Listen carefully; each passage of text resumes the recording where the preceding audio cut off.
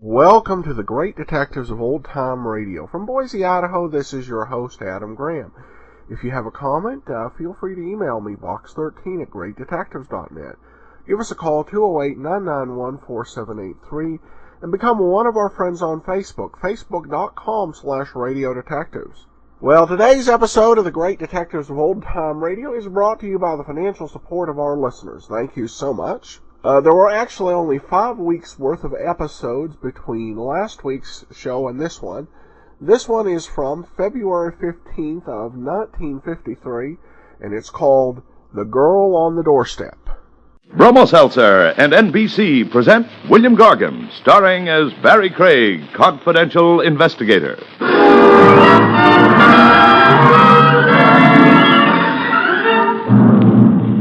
I wonder if murderers, like other people, worry about their income taxes. When they make a killing, for example, do they always report it, or do they just list their victims under buried assets?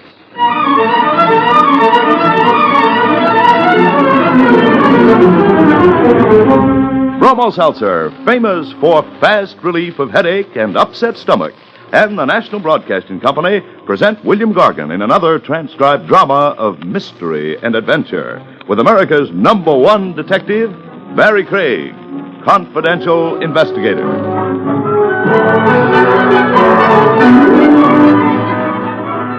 This is Bill Gargan.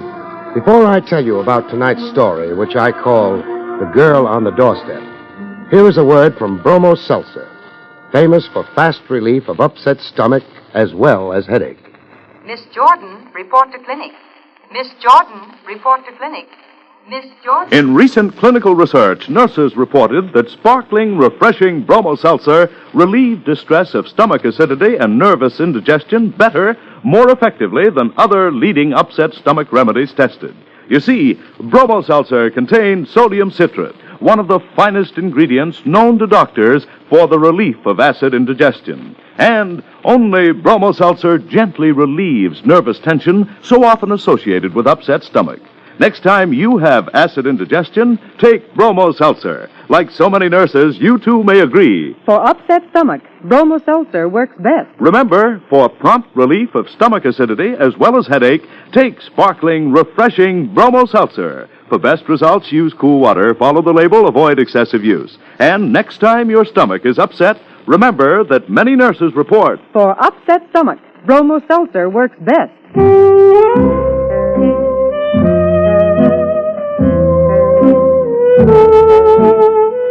Barrie Craig speaking. I'd been to a movie. It was about a private eye who pinned a wreath on a murderer after an hour and a half of swallowing dry martinis, wrestling amorously with youthful blondes, and wearing a succession of the best pressed suits ever seen off a tailor's dummy. I decided to walk home. I wondered if there was a special license that a plain investigator like me could get that would make me like martinis and make blondes like me.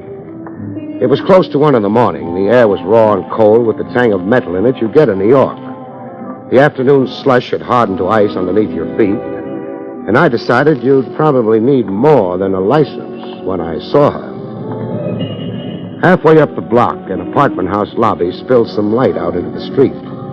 Enough light so I could see that she was young, redheaded, with that pale, almost transparent skin redheads sometimes have. The guy with her had his back to me. It was an old scene. He was probably making a play for a nightcap up in her apartment. She shook her head and moved into the doorway. He moved after her, maybe for a goodnight kiss. It was none of my business. I started walking.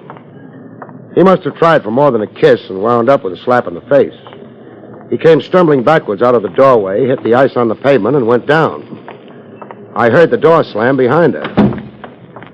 Either she hadn't noticed him fall or she didn't care.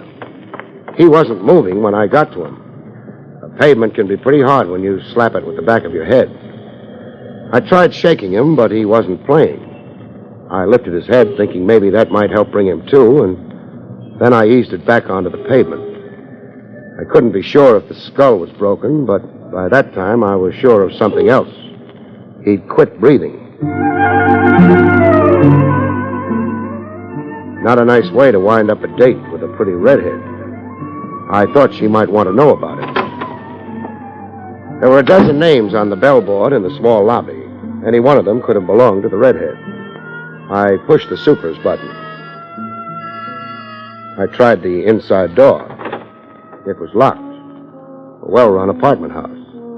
Supers probably need their sleep as much as anybody, but they frequently don't get it. What do you want? I'm sorry I had to wake you. There's been a small accident. Yeah, what kind of an accident? Somebody slipped on the ice in front of the building. What are you, a lawyer? No. Nobody could have slipped in front of the building. I put plenty of ashes on the ice. It ain't slippery. Well, come on and look for yourself.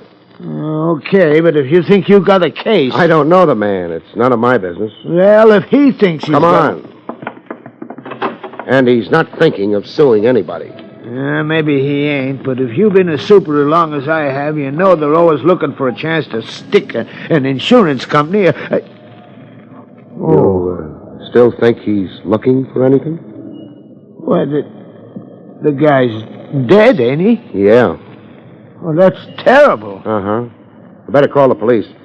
Tell them to send an ambulance down, too, on the chance we're not such good diagnosticians. Okay, sure. And while you're doing that, I might as well break the news to the redhead.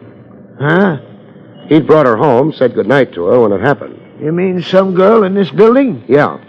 Maybe 20, pale skin, red hair, pretty. You couldn't mistake her.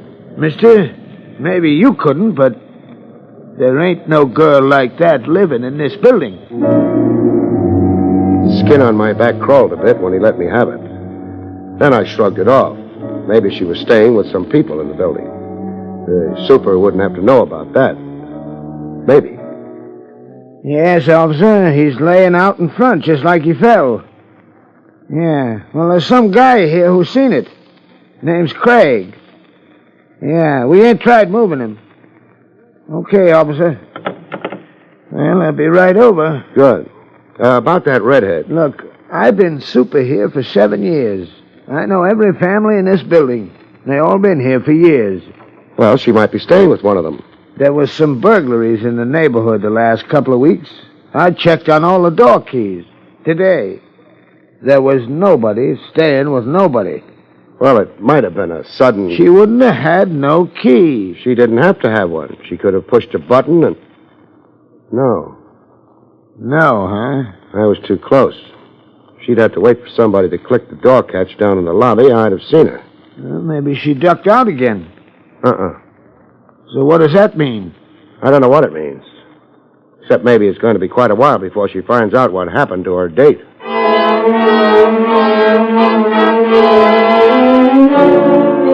It didn't take long for the police to arrive, or the ambulance. They moved pretty fast. They always do. They've had experience. And on this trip, they also had Lieutenant Rogers of Homicide. Barrie? Yeah, Lieutenant.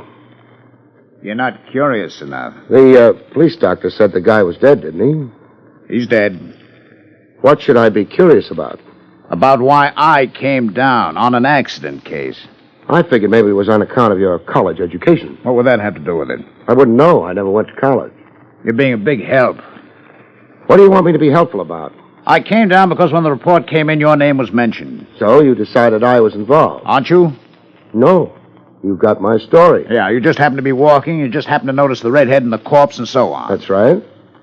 It's hard to believe. Why? Because I'm an investigator, I don't have a right to witness an accident? Not an accident that happened to Walter Borley. Borley? That's the corpse? That's the corpse. I've heard the name before. Sure you have. Walter Borley's a big man. Or was, in the Midwest. In New York, he's just dead. It could be a coincidence. He came here to collect a debt. Owed by who? He'd run a string of bookie joints here for years. He sold out maybe 6 months ago, went to Detroit. But he had trouble getting paid. So he came back. You never get paid now. Who'd he sell out to? We've got a couple of guesses. Any names attached? Mark Wheeler, Joe Carson. Neither of them are redheads. No.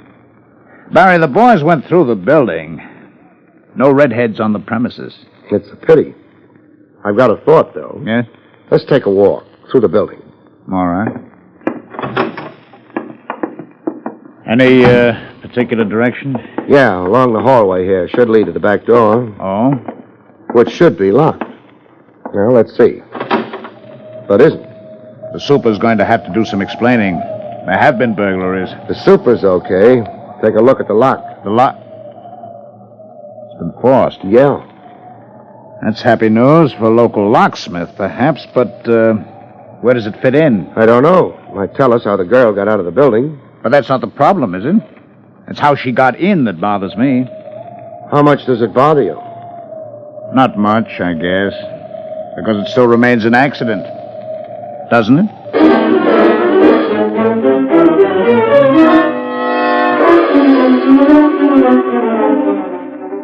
Walter Borley went to the morgue. Lieutenant Rogers went back to headquarters, and Barrie Craig bought a drink.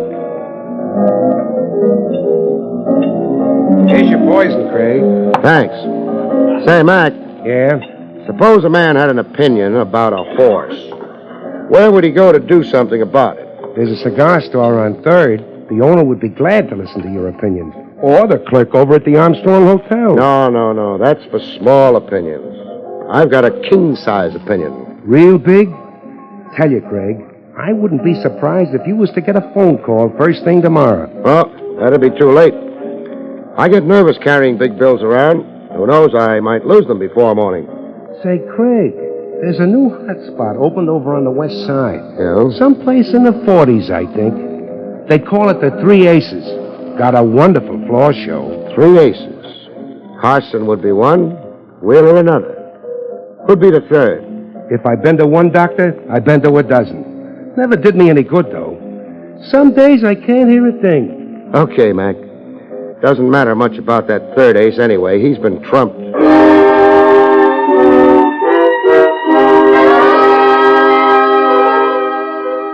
The 3 aces was over on the west side, someplace in the 40s. They weren't letting the night die without a struggle. Everything is satisfactory, sir? Sure, except for one thing. I'm lonely. I'd like to have a man-to-man conversation with someone. Someone named Joe Carson, say. Or maybe Mark Wheeler. I'd even talk to Walter Borley. Very sorry, sir, but I've never heard of... Ever seen one of these before? Well... Pretty shade of green, isn't it?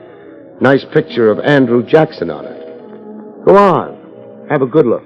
Oh, thank you, sir. You're welcome. I will see if one of the gentlemen you mentioned happens to be around. You do that. Yes, sir.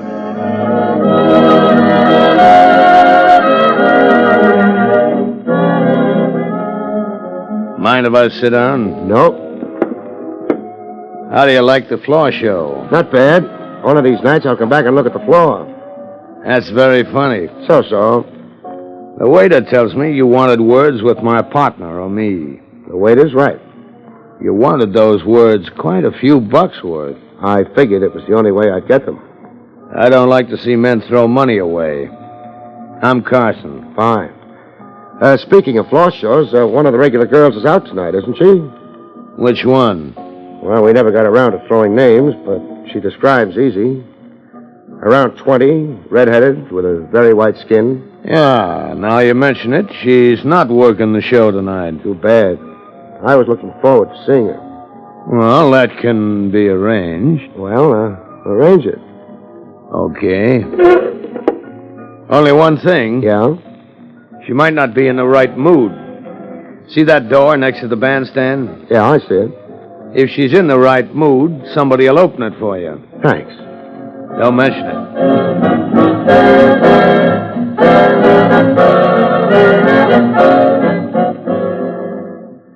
It took him maybe 5 minutes to find out if the girl was in the right mood. If that's what he was finding out. Either way, at the end of 5 minutes, the door next to the bandstand swung open. Somebody outside the door had done the swinging. I didn't have a chance to see who. I wasn't sure that I was playing it the right way, but I couldn't think of anything else. Nobody paid any attention to me. I crossed to the door and looked through it. The little I could see was a stretch of dirty hallway. But if you're a confidential investigator, you're not too fastidious. I walked through the doorway and shut the door behind me and turned, but not fast enough.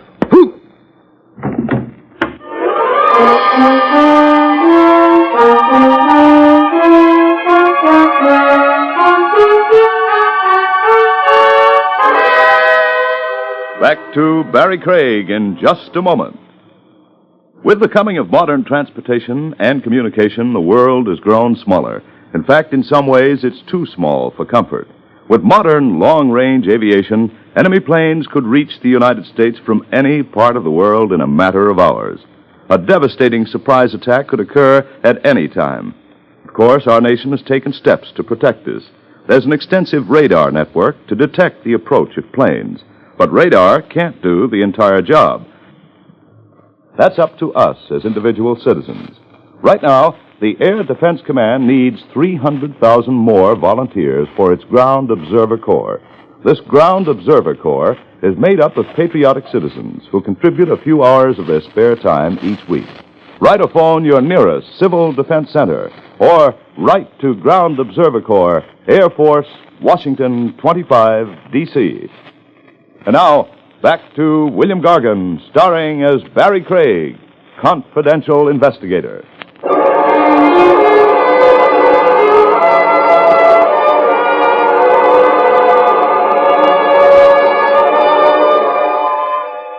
I didn't know how far I'd gone and how long I'd been away, but it took a while coming back. And even then, I didn't try opening my eyes or moving my head. I had a feeling it was going to hurt. You had him sapped. Why? Look, Wheeler, he came here asking for us. He fed me a phony routine about a redhead with white skin. Nina? Yeah, Nina, being part of the floor show. I don't care. You don't know all of it yet. I've been through his pockets. You know who he is? Look, Carson. A private eye named Craig. Now, what would you have wanted me to do? Invite him in to go over our books? That might have been safer than what you did do. Huh? I just got a call from one of the newspaper boys down at headquarters. Borley was brought in a few minutes ago. Borley at headquarters? Wasn't his idea. The department they took him to was the morgue. I don't believe it. You sure of this? I'm sure of it. Well, what's bad with that news? It ain't no secret he'd come to town to collect. Off us. With him dead, who do you think the cops are going to be looking for? Maybe I shouldn't have started nothing with this character here, but... Wait a minute. When did Borley get it? Around 1. It's 2 now. If what you're handing me is true, the cops should have already been visiting. According to what the press was told, Borley died in an accident. So what are we worrying about? The cops have handed out phony releases before. I don't get it. Either you want to make trouble or you know better than the press. Where were you around 1 o'clock? That's a funny question coming from you. What do you care? Oh, forget it. Maybe I'm getting jumpy, but how does this guy fit in? And Nina? Nina ain't been around the club all night, which means she don't fit in. Him? I don't know. Maybe he heard about Borley, too. I've been thinking of that. Maybe we don't take no chances on maybe. He's out cold. Never know what... Okay, Carson. Get a couple of the boys in. Now you're talking. Sure I'm talking, but I could be talking myself into the chair. So far, I'd been doing fine with my eyes shut. But that wouldn't last much longer. Carson's boys would be glad to shut them again for me if I opened them at the wrong time. So I had to open them at the right time. Keep an eye on Sonny Boy. Yeah. Sonny Boy. Pretty soon, no Sonny Boy. Wheeler was the nervous type, a floor pacer. 7 steps to the door, about turn. 7 steps to the desk, about turn, and the same routine repeated. The time he'd give me a quick look was when he passed me on the way to the door. On the 4th step. The 5th step would have to be my play. It would have to be fast and reasonably quiet. But how fast I could get off the floor, I didn't know. I'd find out. Step to the desk. Turn. Now back. The 5th step. Remember? 2, 3, 4, 5. That's my forearm, locked around your throat. Things you learn in the Army. I increase the pressure an ounce, Wheeler, and that's all. Want a broken neck? That's nice. Now turn the gun around in your hand. Hold it by the barrel. Yeah. Poke it backwards toward me. That's the way. Thanks.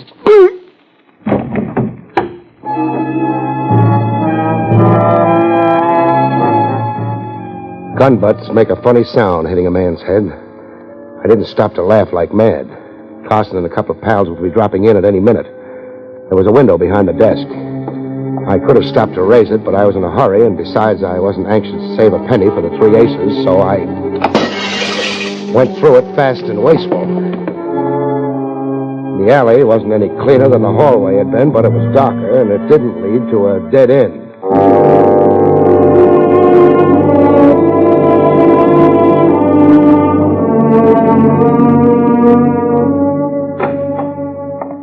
Ah, Lieutenant Rogers. What? Oh, hello, Barrie. I hope I'm not intruding. That's a nice hope. I need a little help in a lot of hurry. Important? I don't know. It could be. Even a giraffe couldn't stick out as much neck for you as I do. All right, we're in a hurry with a police escort. To get where? The 3 aces. One's been trumped, but the game's not over yet.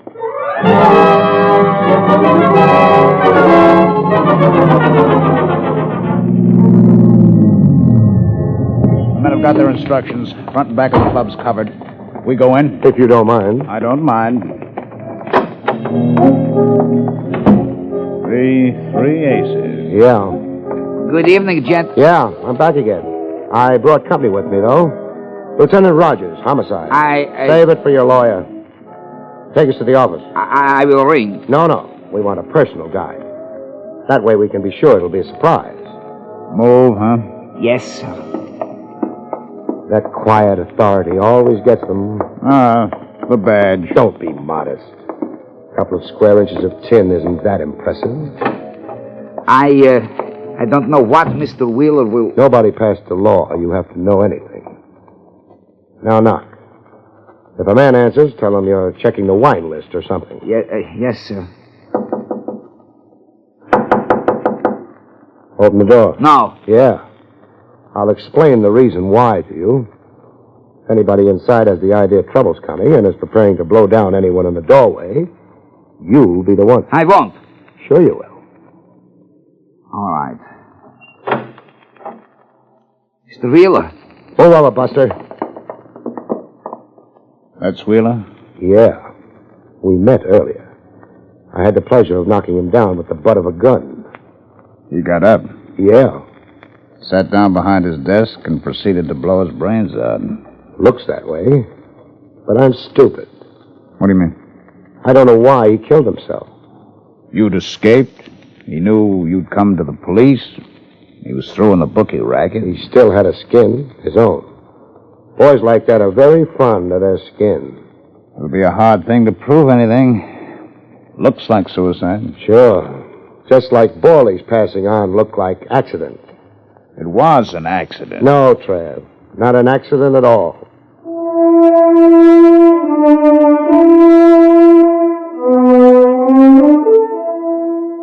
The police guard around the club got us nothing but a handful of small crooks.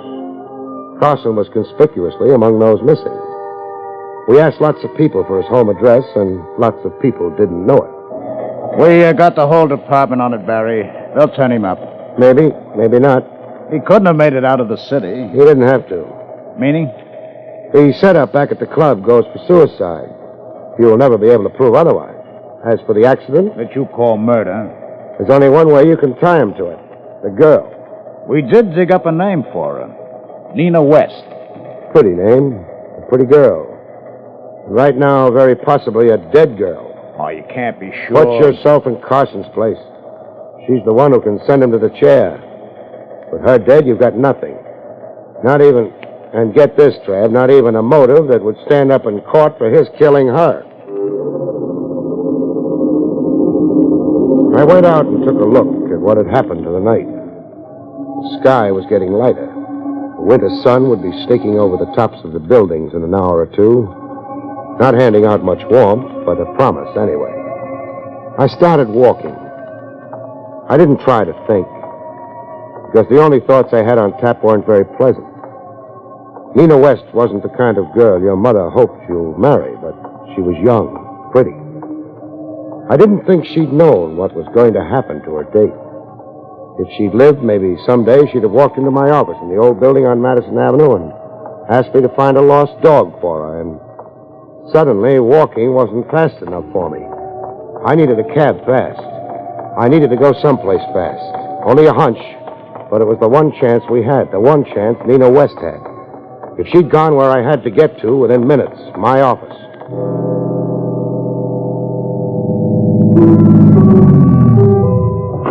Hang around, I might need you.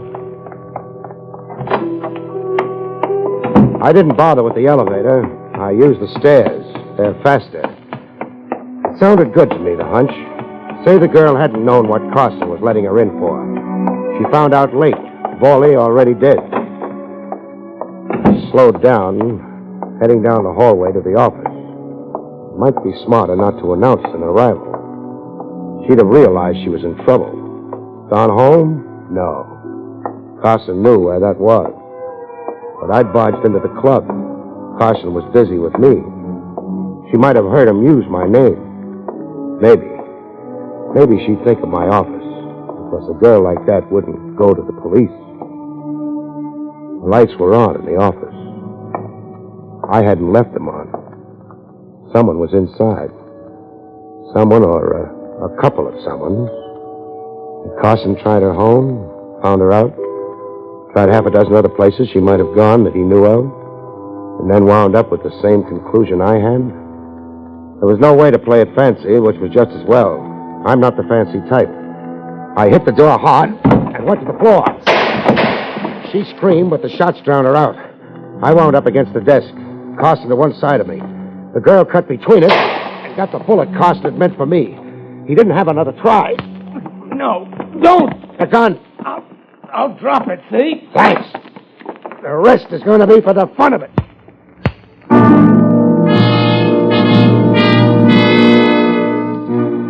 It didn't last very long. He dropped his hands. You can't hit even a Carson with his hands down unless you're a Carson yourself. I didn't qualify.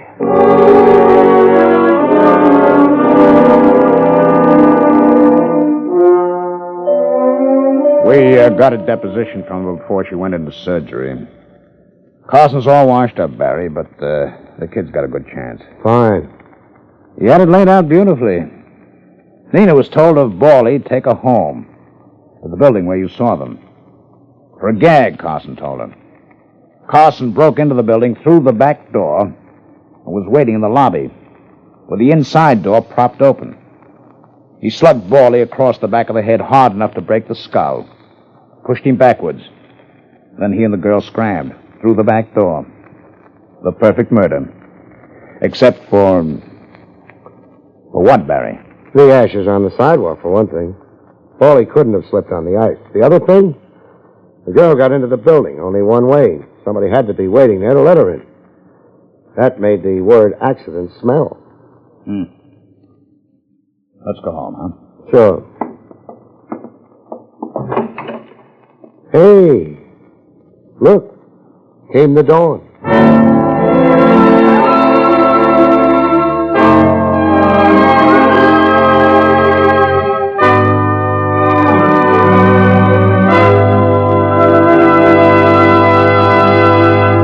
You've been listening to William Gargan in another exciting transcribed mystery drama from the adventures of Barrie Craig, confidential investigator. Tonight's story, The Girl on the Doorstep, was written by Lou Vettis. Next week, it's the strange story titled Plotters Beware, about which Barrie Craig has this to say. Next week, an underworld king tries to deal yours truly the ace of spades. Only thing, the gravedigger digs a hole measured to fit himself. Good night, folks. See you next week.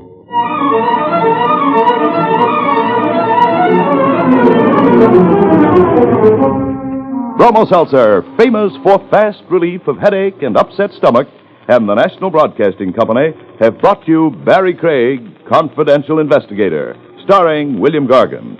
Carl Caruso speaking.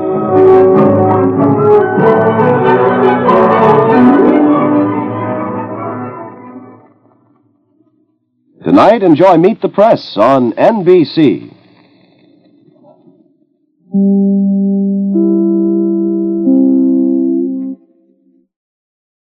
Welcome back. Another great episode of Barrie Craig in the books. We're going to turn quickly to some listener comments. Comment from Podcast Alley. Trust me, take the time to listen. You will not regret it. Best podcast out there. And then we have this comment off of iTunes. Love the podcast. Well, thank you so much for your kind remarks. I should mention the titles of the episodes in between last week and this one. We had on January 11th, The Vanished Lady, then Money to Burn, The Lady is a Liar, The Corpse Wouldn't Talk, and Not Incident. Well, there's actually only one lost episode between this week's episode and the next one we have available. So join us next week for another episode of Barrie Craig Confidential Investigator. In the meanwhile, send your comments to box13 at greatdetectives.net. Email us and give us a call, 208-991-4783. Remember the old-time Dragnet podcast? We do one episode of Dragnet per week, posted every Saturday over at radiodragnet.com. And then be sure and check out the old-time radio Superman show available at laserandsword.com. But from Boise, Idaho, this is your host, Adam Graham, signing off.